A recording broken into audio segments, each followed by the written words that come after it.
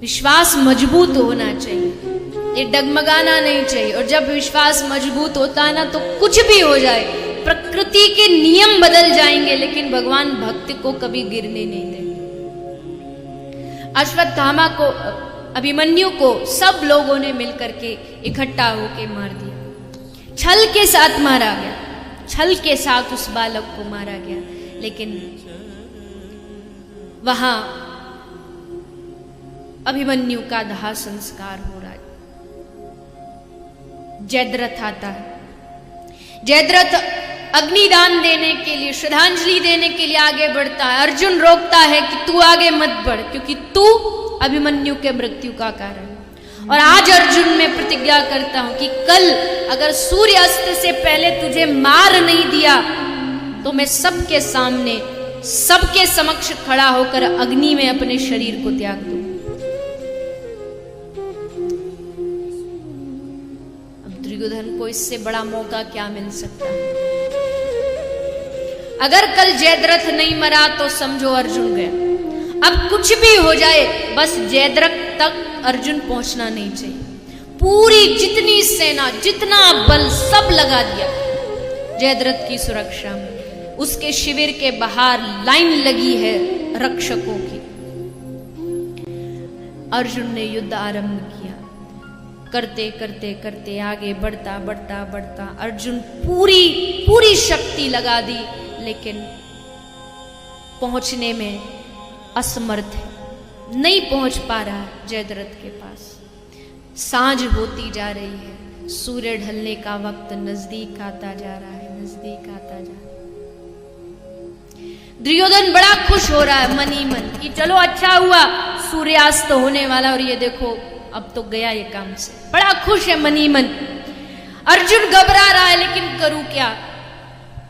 भगवान कृष्ण की ओर एक नजर घुमाई, एक नजर देखा, भगवान समझ गए कि अर्जुन अब इसके हाथ में नहीं। कृपा सिंधु भगवान ने अपनी नजर ऊपर घुमाई। जैसे नजर ऊपर घुमाई तुरंत सूर्यास्त हो गया। सूर्यास्त हो गया, चारों तरफ अंधेरा छा गया।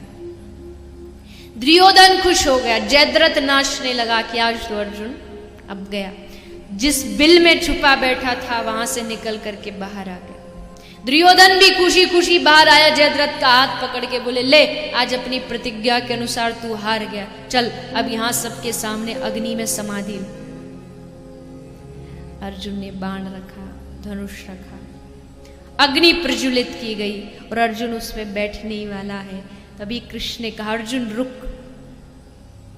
अर्जुन रुके। तुरंत भगवान कृष्ण ने नजर ऊपर की और जैसे नजर ऊपर की, सूर्य के ऊपर एक बादल की घटा छा गई थी। नजर घुमाते ही घटा हट गई और जैसे घटा हटी सूर्योदय हुआ। भगवान ने कहा, अर्जुन ये रहा सूर्य, ये रहा धनुष और ये रहा जयद्रथ। उठा धनुष बाण और इस पापी का उद्धार कर। धनुष बाण उठाया, सर धड़ से अलग कर। ये कृपा नहीं तो और क्या है?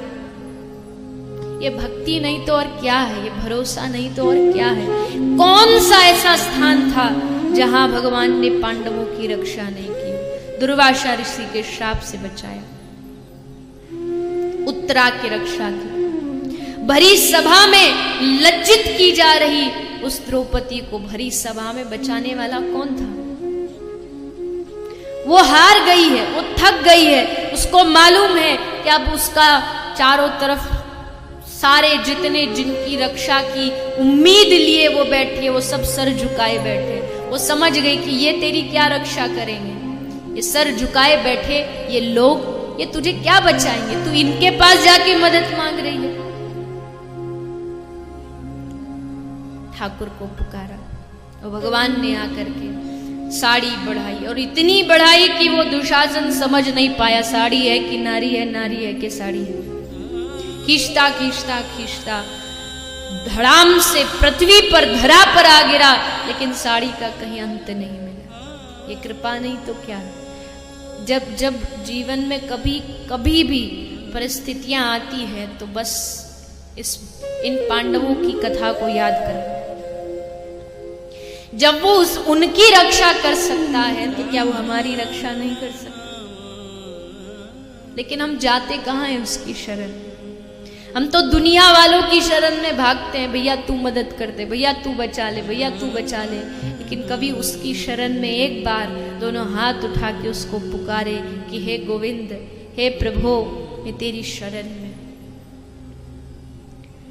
तब ठाकुर जी सुनते। इसलिए पांडवों की कथा बड़ी अद्भुत कथा है, जो भक्ति को, जो विश्वास को दृढ़ करती है। लगता है उन पर कृपा हुई तो कहीं ना कहीं हमारा चांस भी है, हम पर भी कहीं कृपा हो सकती है। बस प्रतीक्षा कीजिए, बस इंतजार कीजिए उसकी कृपा का।